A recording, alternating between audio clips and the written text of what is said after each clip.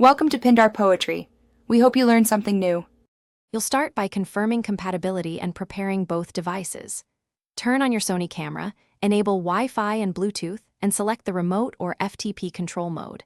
This allows the app to discover the camera. On your phone, open the Creators app, sign in, and grant camera, microphone, and storage permissions so files transfer smoothly. Once done, go to the app's device pairing screen and choose Add Camera. This begins the secure handshake between devices. Now you'll pair and configure the connection.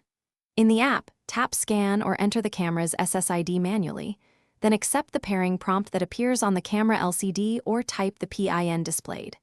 Make sure you select the proper transfer mode: remote shooting for live control, file transfer for large RAW/JPEG batches, or live stream for broadcast. Once paired, adjust image size, frame rate, and quality in the app so that performance and battery life are balanced for your session. Finish by saving your presets and running a brief test capture or stream to confirm controls and file transfers work. If you see lag or dropped frames, lower resolution or frame rate, move closer for stronger signal, or switch to USB tethering if your model supports it, because wired is more stable. If pairing fails, reboot both devices, reset the camera's network settings, and repair.